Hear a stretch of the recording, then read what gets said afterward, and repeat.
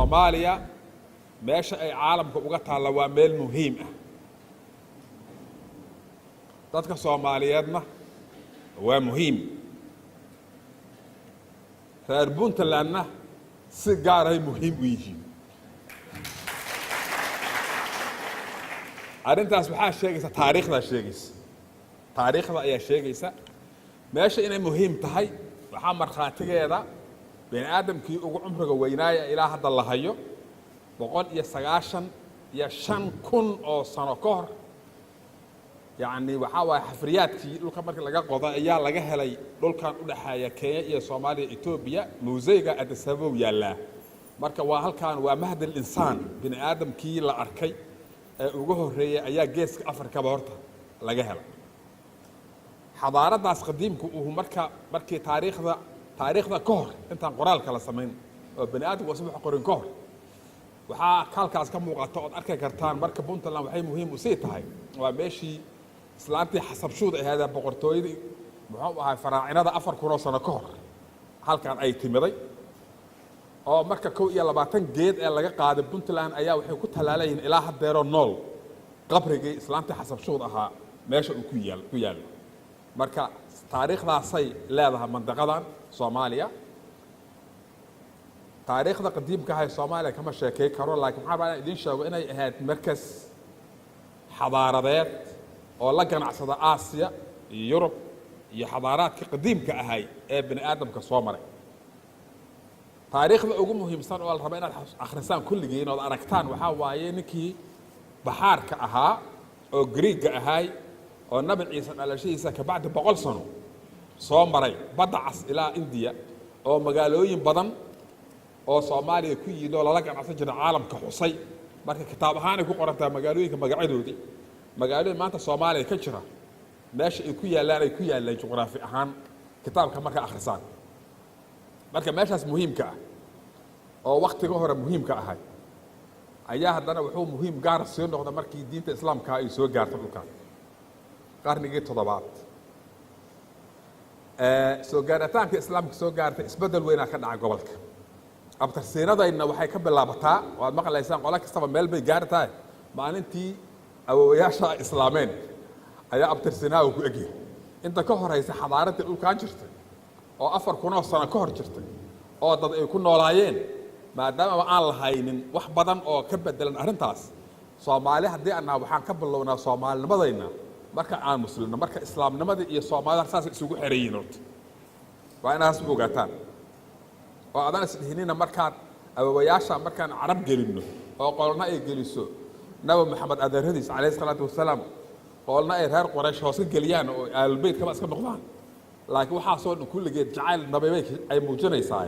laakiin dad meeshan ku noolaayaa jira oo kumanaan sano ka hor ku noolaayo xadaarad sameeyay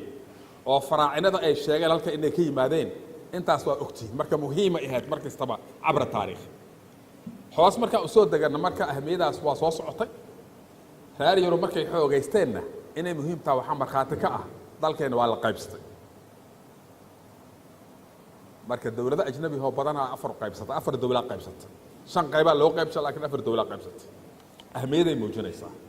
meesha waxaa ka dhacay dagaalka labaad ee adduunyada hadda socotaan oo waxaa ku dagaalamay Ingiriiska ciidamadiisii iyo Talyaaniga ayaa halka ku dagaalamay oo dadka Soomaaliyeed ay ka qayb galeen ma ogti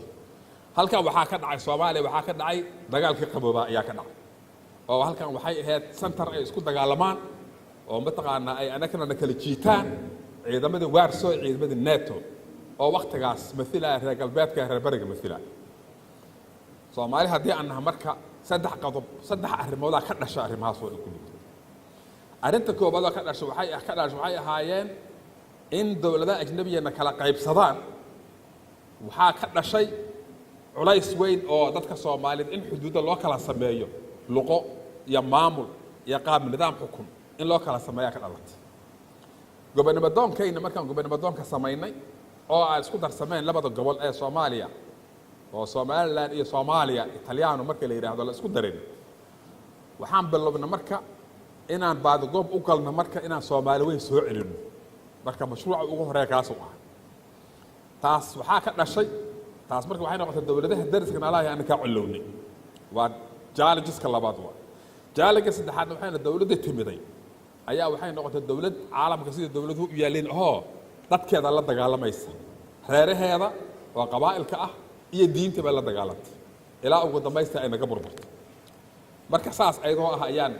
muxuu ahaa burburkii ka bacdi wixii ka dambeeyay ayaa hadda maanta markaan isku dayna muddo dheer aan kasoo shaqaynayna oo dawlad Soomaaliyeed carta laga soo bilaabo si uu dhutris ay weli hana kicin la'dahay ayaa haddana waxaa ka bilowday isbedel geeska Afrika waxaa isbedel ka bilowday dalalka khaliijka marka dadka Soomaalidu waxay isku xirayaan laba mandaqo ee ka tirsan yihiin jaamacadda carabtana waa ku jirnaa juqraafi ahaan waa uga tirsanaa khaliijka oo isku xirana geeska Afrika iyo shucuubta joogtana waa isku xirana marka laba mandaqo oo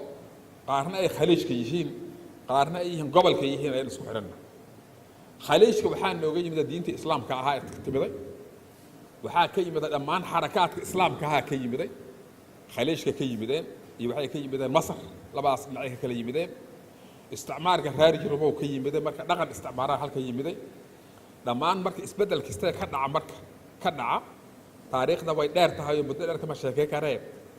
Somali nationalism-kii waxaa ta'fiirinaya Arab nationalism ayaa ta'fiirinaya islaamku u fahamsanahay ama Sacuudi Carabiya ka imaanaysa ama waxay ka imaanaysa Yaman bilowga koobaad fiqiga Shaaficiga halkaas oo ka yimiday iyo dariiqooyinka suufiyaalka ah حركة الإخوان المسلمين وحي كإيمانيسة مصر أي كإيمانيسة أفكارتي إسلامك هي فكر كستا أي ما له قوبتينان وحي الله وحي كإيمان خليجك هل كان وإيماناي هل كان وحا كإيماناي أن كحرنا هاي ضد بدن أو صومالية هاي وحي حكم كمديين دولة إثيوبيا وحي كمديين دولة كينيا ضد كصومالية وحا واي جيلو ذا إيه الله حوضا إيكو وتيمالك ستجاي سادرتين منطقة أنكنا وحاول وسامينينا أيكنا وأنا ساميناي مركب مدد مركب استعماركنا هايستي اسبدل وحاول كنا عاي لا بس اسبدل عن عمرك اسبدل كسر هرجة الديمقراطية ده حرية الإنسان وموضوعه إن نقدان كرامة يشان أو مركب وحاول وما جاب عرب سبرينج أو كنا عاي متقانا شعوب من دقاد عرب تقتال وأيضا بعضين ضمعين ناس عشرين سنة الدنيا أو كانت إنه حر نقدان oo isdoortaan oo insaanku xor noqdo oo karaamada soo noqotaaho caburinta la caburiyay oo la dagaalamay oo kala taliyaal iyo boqortooyo insaanka ka soo horjeeda jiritaanka xorriyadiisa iyo insaannimadiisa ka soo horjeeda waxay ka soo butaacaysaa hay naga haysaa dhinaca khaliijka ay ka soo socotaa dhinacan kaleetood ee galbeedka ah oo dawladda Itoobiya la yiraahdo oo weligeed boqortooyo ka soo timid oo kala talis ku dhisneed نمدة دار ما كي سمين سميسي أو دبعتوا وين نوه هايسي أو صوماليا الدولة دي اللي جسمي واي أنا كان قايبين يسي أو قبل كدرة يسي أو ما تقعنا هو سووا كينك دي بيسي أي كان قدام بيستي ويسعوا واينو وحيكون قصبر هذا المركة لين أرماها قبيل وين كذا شيء أيام ما دخلنا نقضي أرهم ما يسنوا وما دخلنا نقو كركلية حرنما الديمقراطية ونقول نقو كركلية هل كان مركة وحاك سوى بتاعية inay ansaxayso in kale ilaah baa garanaya oo wali arrintu waa arrin socotee waxa ka soo bataacaysa dimuqraadiyad iyo xurriyad iyo shucuubta nabadda ku noolaato iyo hal la ganacsado fikir ah ayaa wuxuu ka yimid Itoobiya asmaha fikirka labaadna wuxuu ka yimid khaliijka wuxuu sheegayaa marka dimuqraadiyadda ka soo horjeeda xurriyadda ka soo horjeeda dadku inay diintooda iyo islaamkooda haystaan oo ka soo horjeeda labadaas intuu dhaxaysa ayaan dhex jeefnaa haddii aan dadka Soomaaliyeed marka shaana waxaan dhex jeefnay waarso ينادي صومها أساسا هذا أنا وحنا أحجفنا فكر ديمقراطي